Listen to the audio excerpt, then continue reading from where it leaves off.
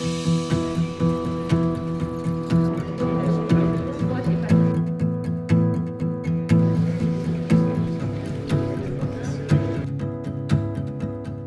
sobriété, c'est garantir que chacun a suffisamment pour bien vivre.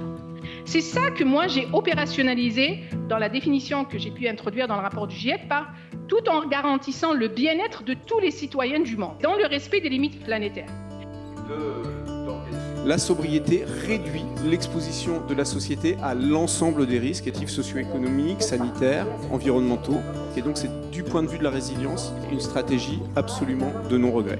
Les projets comme SACIAP sont vraiment importants pour l'université et l'université Grenoble-Alpes puisqu'il s'agit de mettre au cœur de nos priorités de recherche des enjeux aussi fondamentaux que la sobriété. Le programme SACIAP va s'appuyer sur une série d'ateliers dans lesquels nous allons amener les chercheurs et les citoyens à définir des scénarios en 2050. On re-questionne la façon dont on pourrait envisager de vivre en 2050 en ayant toujours ces besoins fondamentaux, s'alimenter, se loger, la mobilité aussi, avec une perspective de sobriété.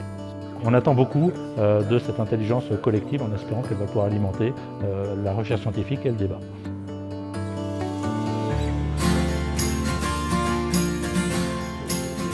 On était 3 et on a imaginé plein de choses différentes, mais ce qu'on a retenu finalement, c'était de faire un peu des quotas d'aviation par vie et d'avoir plus de temps si on voyage de manière décarbonée, donc partir en bateau, partir en vélo, partir en train. Voilà, découvrir une culture, échanger et peut-être créer des projets sur place. C'était très intéressant de partager avec des personnes aussi de différents horizons de travail professionnel et de vie.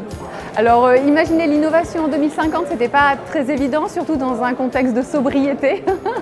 On a imaginé des emballages carton mangeables et local. Donc on proposait de recevoir nos colis dans un emballage goût Saint-Marcellin.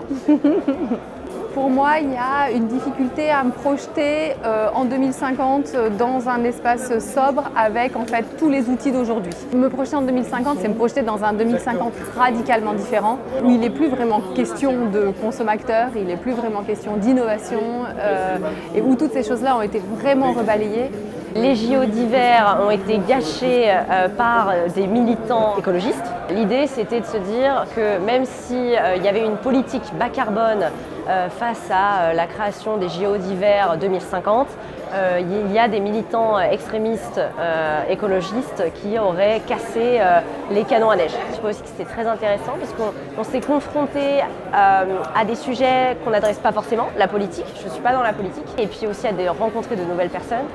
Donc voilà, on apprend aussi des uns des autres et la vision des uns des autres, donc très intéressant.